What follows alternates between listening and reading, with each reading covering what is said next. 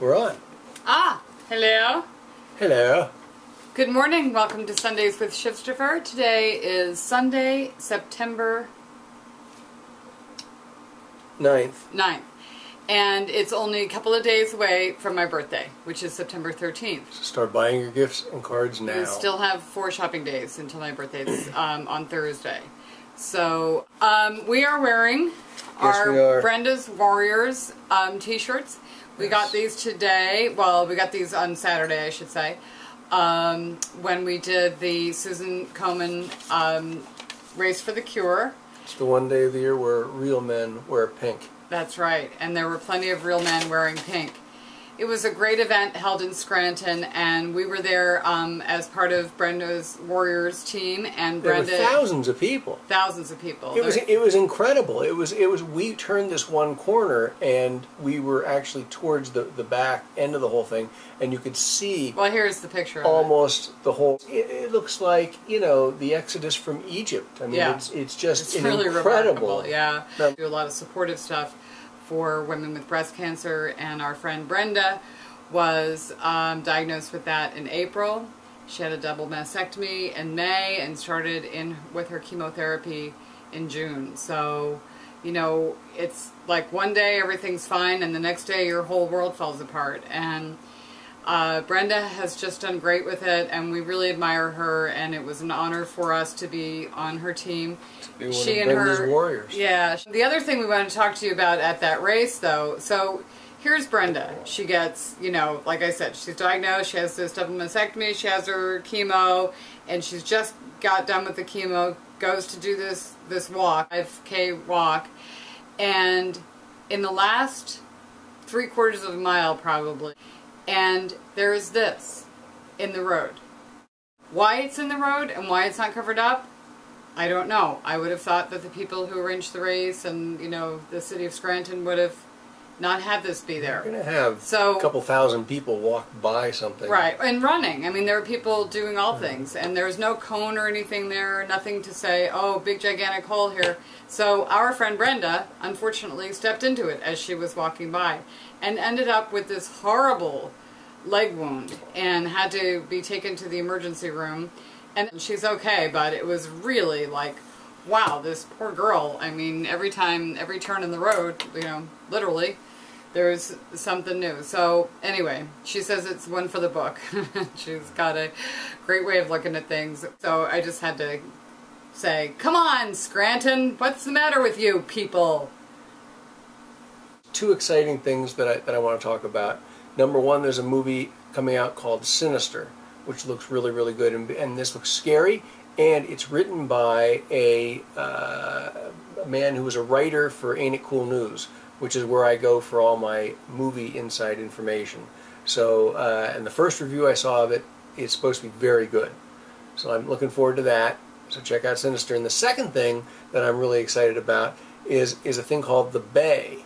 And this is by Barry Levinson, who I guess won an Oscar for Rain Man. Okay. He did Rain Man, he did Wag the Dog, he did Bugsy, he did Homicide: Life on the Street. But, real serious director. Now has a movie coming out. It's a found footage film, which is a horror film. Oh, good. And I've seen the trailer for it. It's called The Bay. The Bay. And it looks great. I mean, it looks really, really scary. And so really John good. and Brenda, that may be a movie that we will be dragging me along to. And I usually will go see a not-so-scary movie in the next theater. But that does bring us to our frequently asked question, and that would be, Shivaun, what will you do with your life if things don't work out with Chris? Here's an idea. Yeah, what you couldn't see in that picture were the nuns on the inside hiding behind chairs going, don't say anything, it's Shivaun, she'll go away.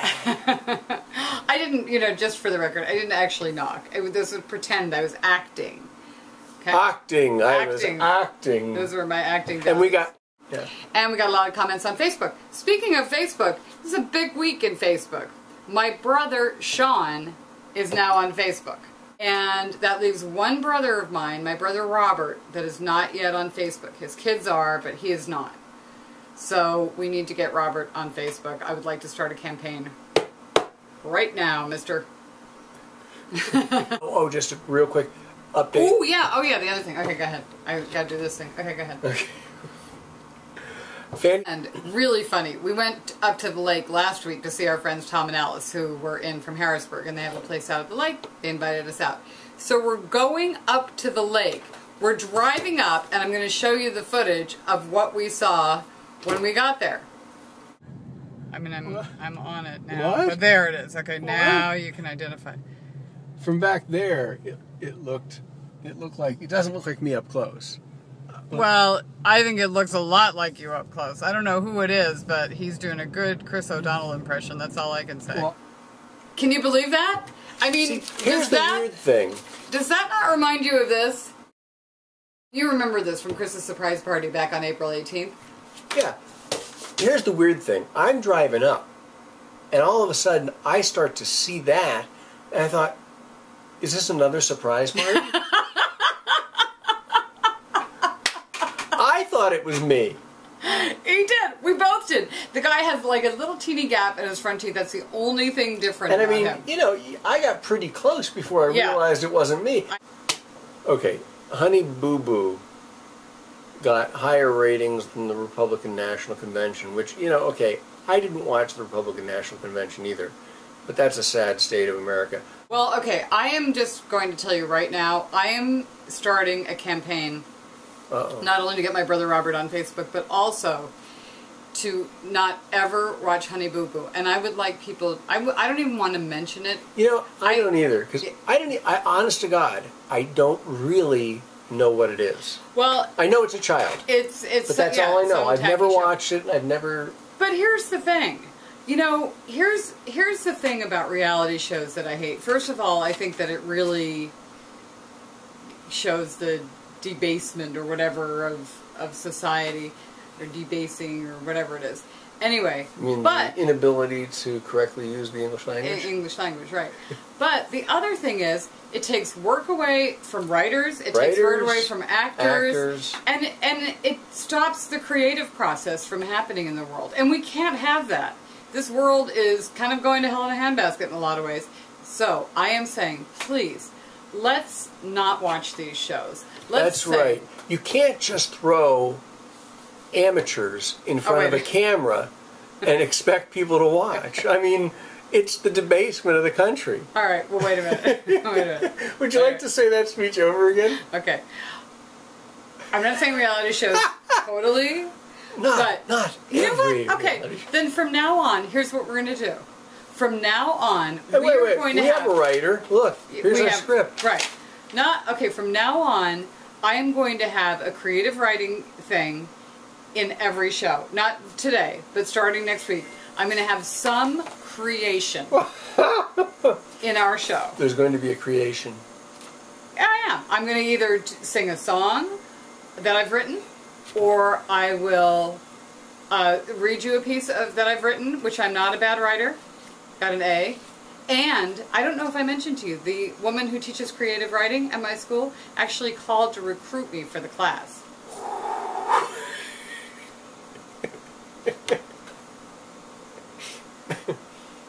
I'm just wondering, Chris, just out of curiosity, I'm taking a survey, Chris. Have you ever been recruited to be in a class? I was asked to serve for the bishop when I was an altar boy. And I'm sorry, which one of us has completed 2 screenplays? Came in the top 10 in the Australian... I think you were like, weren't you like 3rd place or something? I think it was something like that. He was like 3rd place in the Australian screenplay contest. With my screenplay on a midnight trip to the bathroom. Forgot about that, didn't you? We gotta do that one later. That's a funny story. There's the Australian Film Festival screenplay writing contest competition. So this is several years ago. I submit a screenplay, or I have my secretary submit my screenplay. And filling out the application, you have to write a synopsis, okay? You have to write a synopsis. I've told you about my writing skills. So somehow Okay. The first sentence of my synopsis ended up being called the title of my right. But so the synopsis was, on a midnight trip to the bathroom, you know, Joe Blow, whatever his name was, sees things in the mirrors that, you know, that freak him out, blah, blah, blah. Whatever the thing was. But it started out at midnight. So then they send us an email back and they say, congratulations. Your screenplay on a midnight trip to the bathroom has been named, you know, 4th place in the Australian screenplay writing thing. So it just missed out winning any monetary award. And I'm like, and it's funny. She actually called up. I did. Said, would the title have taken him out of contention? Yeah, because I was so worried, because it did have a title. It was Netherworld. I don't know if I just didn't put it in the right place or whatever happened. I don't know. I don't know. They said it had nothing to do with that, and that it was, you know, whatever. It was either 3rd or 4th place. You did very well. Yeah, I did very well. I think it was 3rd place. But anyway. I need to rewrite that someday. That was good. And you should. I'm going to rewrite that someday. Okay. I'm working on it. He's working on it. So, before I'm 60. Before I read Ulysses again, okay, I'm going to finish that screenplay again. Right. Okay, well anyway, it's been a delight. Okay, have a nice day. Bye. Bye.